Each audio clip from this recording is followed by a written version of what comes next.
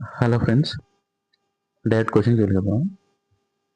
An aeroplane covers a certain distance at a speed of 240 km/h in 5 hours. To cover the same distance in 1/2/3 hours, it must travel at a speed of. అయితే aeroplane ఒకటి కొంత distance,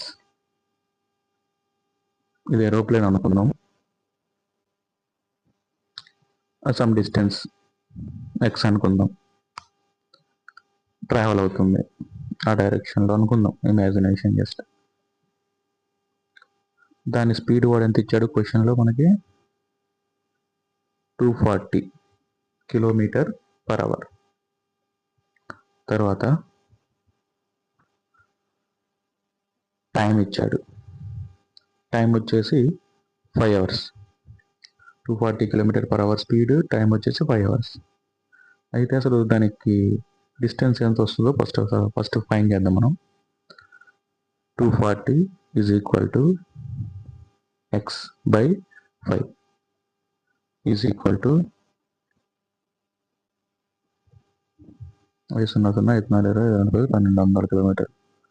1200 కిలోమీటర్లు. అంటే 240 speed distance by time వేసిన ఉంటారు, formula వేసాం. 1200 కిలోమీటర్లు మనకి డిస్టెన్స్ వచ్చింది. సో ఆ డిస్టెన్స్లో 1/2/3 అవర్స్కి స్పీడ్ ఎంతో చూద్దాం. సో టైం 1/2/3, ఆ టైంలో 1200 కిలోమీటర్లుకి ఎంత స్పీడ్ రిక్వైర్మెంట్ అవుతుంది అని క్వశ్చన్ అడుగుతున్నాడు. సో సేమ్ ఫార్ములాని అప్లై చేద్దాం. 1200 కిలోమీటర్లు distance speed into time. Speed ఎంత తెలియదు, అది మనం కనుక్కోవాలి.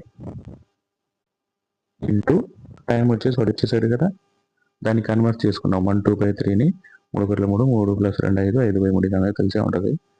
5/3 అవర్స్. దీన్ని అవతల తీసుకెళ్తే 5 × 1 5, 5 × 2 10, 5 × 4 20, 240. 240 × 3 స్పీడ్. 24 3 ఎంత అండి? 720 km/h మనకి కావాల్సిన స్పీడ్. 1/2/3 అవర్స్లో 1200 కిలోమీటర్లకి కావాల్సిన స్పీడ్ ఎంత అంటే 720 km/h.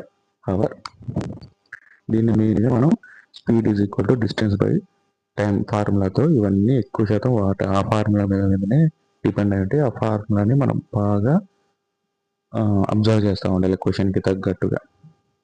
అప్పుడు మనకి ఆన్సర్ అనేది ఖచ్చితంగా వస్తుంది. ప్రతి క్వశ్చన్ని కూడా ఇలానే చేసుకుంటూ పోవాలి. Thank you for watching.